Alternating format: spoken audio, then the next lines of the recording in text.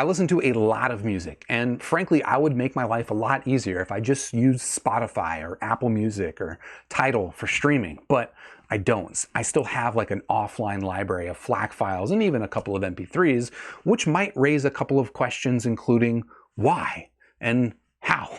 Hey folks, I'm Mark Ryan. This is Super Review, and well, I can answer the why real quickly, okay? There's basically two main reasons. Number one, it's old school, and frankly, so am I. I like the control of having my own music library and just having something that I'm building up over time. It's like a collection aspect, and I don't have to worry about some of the music disappearing if the music rights holders lose their contract with the streaming provider, okay? The other reason, and this is actually more important for me, is that, well, you might not know this, but if you have an album that's been released multiple times over the years, a lot of the times those albums get remastered and they will sound different. Sometimes for the worse, frankly, sometimes for the better.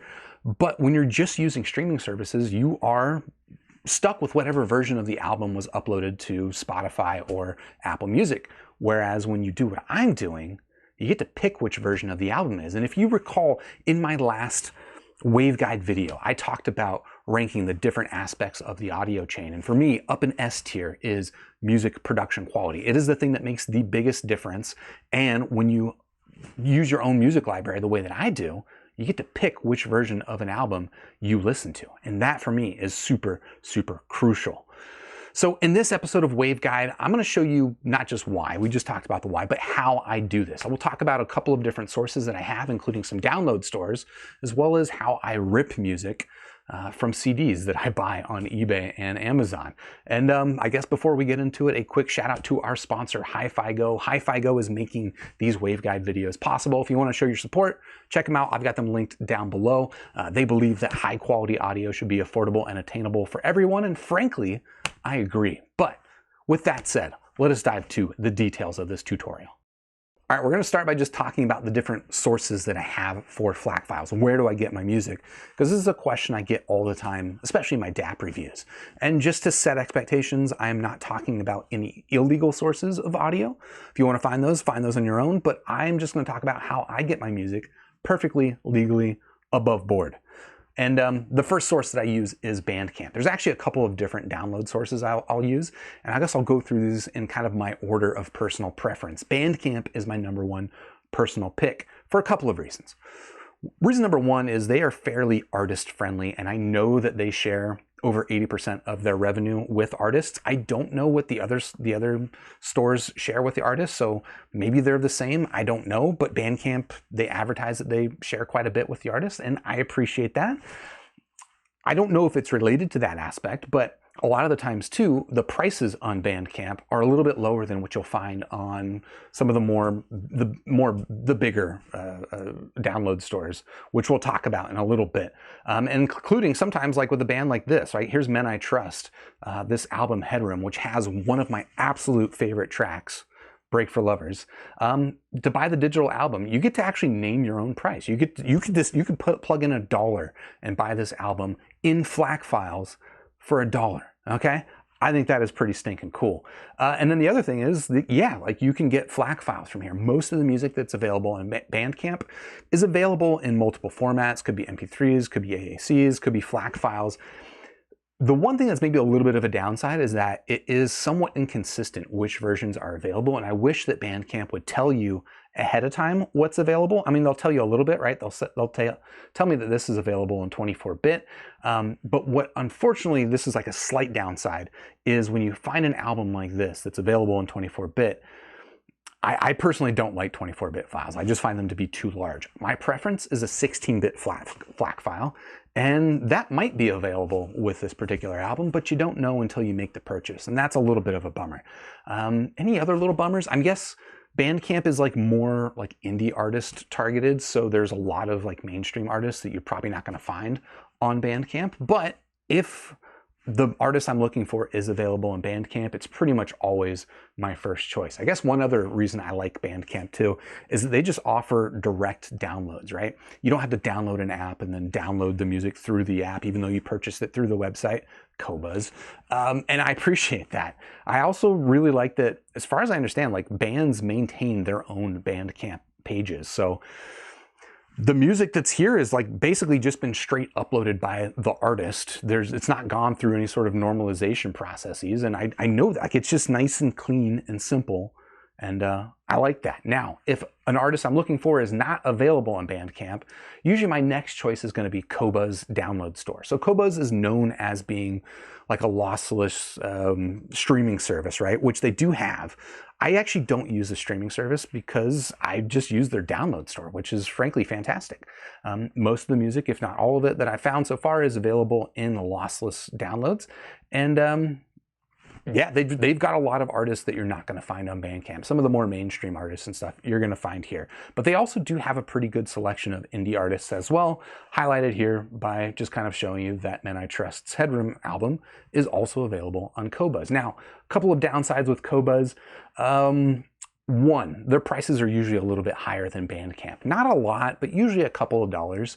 And then the other thing too is that you have to pay more if you want to get their higher res copies of it. Let me see if this will show me actually. Oh no, interesting. So this album on Qobuz isn't even available in high res, whereas on Bandcamp it's only available in high res. Interesting. But some places, or some of the albums that are available in both 16-bit and 24-bit, if you want the high res, they'll usually charge you like an extra 50% more. So if that's important for you, that could be a little bit of a bummer.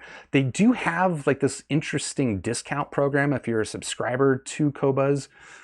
So that could be a way to save money and actually make this thing work out pretty well. But then the other downside for me with Qobuz is just that they require you download the music through an app. So even though I purchase it through the website, I have to then download this app that every time I use it, I have to update it. And it's just a little bit fiddly. I wish it was just a direct download. But other than that, frankly, Qobuz is a pretty good option. There are a couple of other like download streaming software apps out there. HD Tracks and 7 Digital are a couple that I've used personally. But I guess just a quick note on those, like neither of those, when I just checked to see if they have Men I Trust, neither of those had the album I was looking for. So a lot of times they don't have the indie artists. Their prices are also a little bit higher. And so for those reasons, they're not my first picks. In fact, usually what I'll actually pick a lot of the times instead of going there is just going to Amazon or Apple Music, because Apple Music still offers downloads. They're in a nice high quality AAC file. I do tend to prefer Amazon's downloads because I think they're 320 kilobit per second MP3s.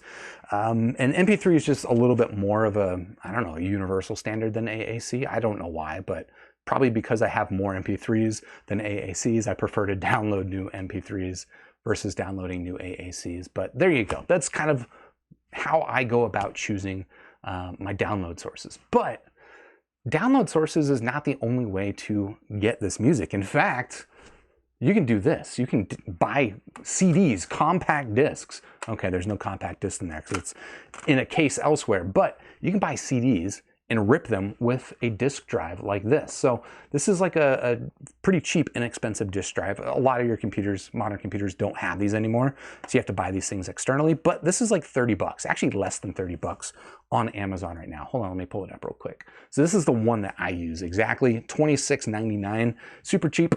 And it's just like a generic DVD writer that also, of course, will read CDs and plug it into my computer. And I use various softwares to manage that music library, which we'll get into. But I guess before we get into the software and the process that I use for it, I did want to highlight kind of like my buying process, because I mentioned when you're buying a lot of like older music, especially stuff that's been released multiple times over the decades, different releases of that music will sound different. It'll like sound noticeably different. And finding the right version can sometimes be a little bit of a crapshoot if you don't know what you're looking for. So you can maybe do a little bit of searching on the internet, check Reddit or something, see if anyone's talking about that kind of stuff. But one source that I like to use is this website. It's called the Dynamic Range Database. And with this, you can type in like The Cure's Head on the Door. Here's a particular album. That's the album that I have sitting right here. Type that in and it'll show you all these different releases of this album. And again, you might be surprised at how many times an album has been released, but here you go. And then over here is independently sourced data on the dynamic range of the music on that album. And you can see that it can vary, right? The green numbers are good, red numbers are worse, is the general gist of this. You can dig more into the numbers and understanding how it works if you'd like to. But for me, I just generally look at this and I see, okay, looks like kind of like the older 1985 version of this might be the best way to go if I'm looking to max out dynamic range. Now, I will give you a little bit of a caveat and say that dynamic range is not the only measure of the quality of an album. It's just a good heuristic if you're looking for the best version. But I have found some versions, including, I don't know about this one, I only have one version of this album, but I've got a couple of versions of The Cure's Disintegration. And I actually find their more modern remastered version of it, even though it's got lower dynamic range than the older original, it actually sounds better to me. So, you know, it's a bit of a risk going with this, but generally I find this to be the best direction I can get before buying my CDs. And then where do I buy my CDs? There's a couple of places. eBay is going to be the most common place that I go to, right? And here on eBay, you can usually find CDs from between $5 to $10. All right, here's an example. The Cure's Disintegration, original 1989 version, available for $8 plus $5 for shipping. So not too bad, especially when you consider if I was to go on like HD tracks or something, it might be like a $12, $13, $15 download. So you get the CD, you know which version you're getting exactly, and it might be cheaper or just not much more expensive at all. In fact, there's a lot of music that isn't even available in those download stores because, I don't know, for whatever reason, like De La Soul, for whatever reason, was not available in streaming services or download stores for a very long time. They are now, but they weren't for a while. A CD was a good way to get around that. Anything else I wanted to talk about the CD sources? Okay, another source just to keep in mind is like a local thrift store. A lot of the times they'll have old compact discs for like $1 a piece, and it can be a pain in the butt to sift through them and find what it is that you're looking for, but it's also kind of a good way to remind yourself. It's like, oh, I remember this album. Maybe I'll check that out. Or I've heard people talking about this Pink Floyd album. Maybe I'll buy that for $2, rip it and see if I like it. So it's a very old school way of discovery, but it's not a bad way to get some really nice sounding music for not a lot of money. Okay, so that gets into kind of the sources, both the online sources or both the digital sources as well as like the physical media sources. But once you have one of these CDs, what do you do with it? So I've got a couple of recommendations, all right? A couple of recommendations for applications. It depends on what you're using. So I personally use macOS. That's my primary operating system. And the apps that I use are these. So for ripping music, this is the app I use. It's called DB Power Amp. There's the music converter is a specific aspect of it. It is not a fancy app. In fact, it's probably a little bit overpriced. I did have to pay for it, and I don't even remember what I paid, but I just checked it before this. It looks like it's about $50 right now. It's a little expensive for a CD ripper, but it does what I'm looking for. It rips music to FLAC files. It'll look online for the CD tags and stuff like that, and so it pre-writes the ID3 tags for me, which is very nice and helpful. And it does a really good job of ripping music, because one thing that might not be obvious when you are getting into this is that different softwares are like better at ripping scratch CDs, old scratch CDs, than other softwares. One that's actually kind of like low-key really good is Apple's Music app is really good at ripping CDs that are scratched. The only downside with Apple's Music app is that it only rips files to ALAC file. They don't do FLAC format or MP3, right? It only rips to Apple's formats, which is not a downside in and of itself, except that I actually don't even remember. Maybe now that I'm using Power Amp might not have a problem, but I remember my previous music streaming app wouldn't work with ALAC files. So for me, I definitely prefer just to rip everything to FLAC because it's nice and compatible across a bunch of different services.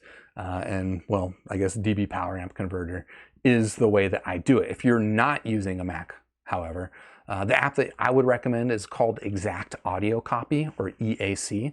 I used that one for a while when I was first getting into this audiophile hobby and ripping music, because it's a very highly recommended one.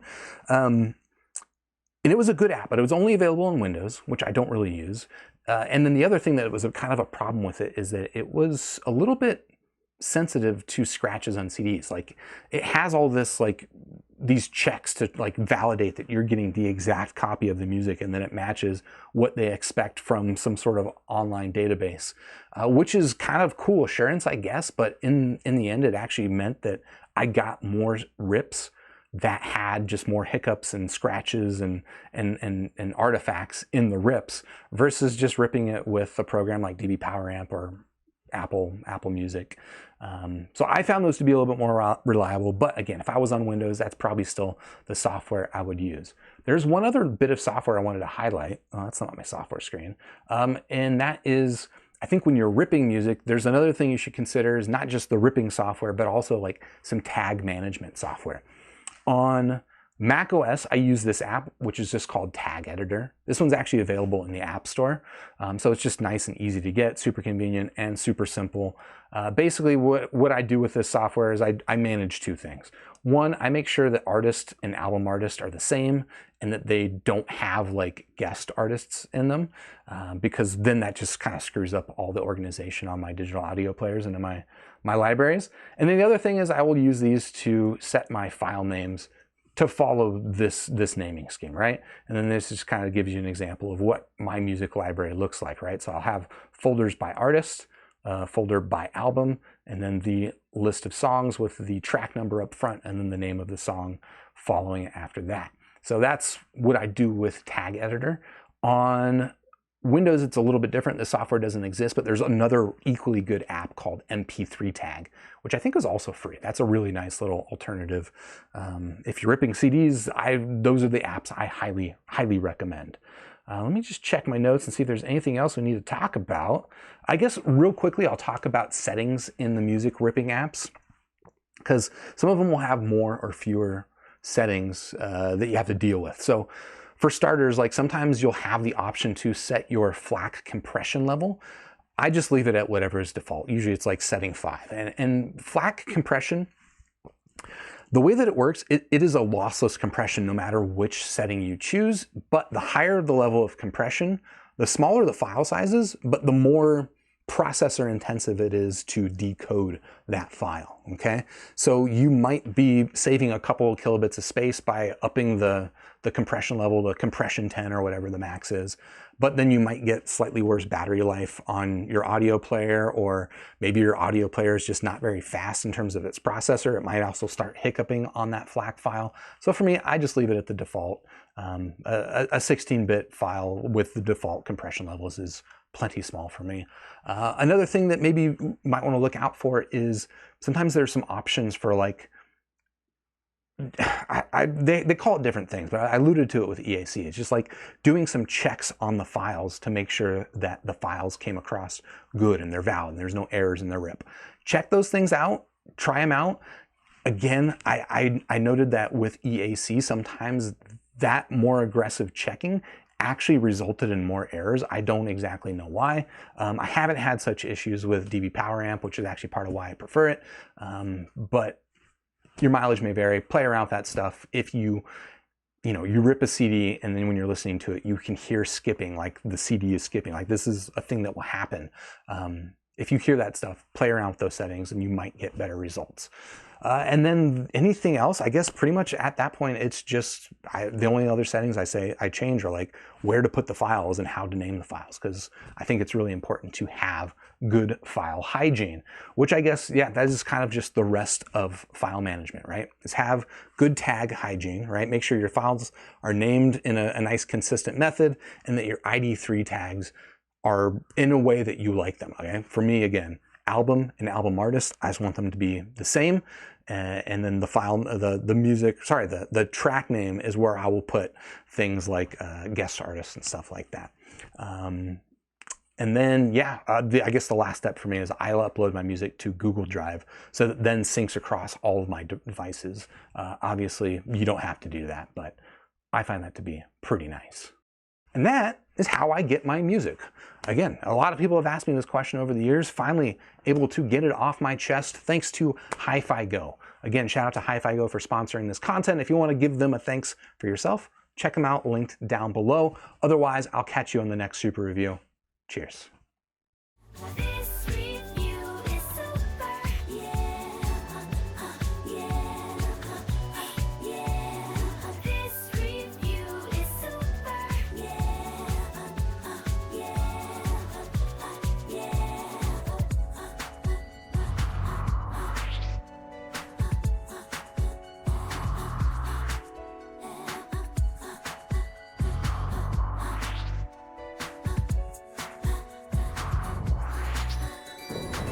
Joined with the force of reviews, we now have the tools to brave the misleading world of audio fools. Hey, this review is super, and so are you.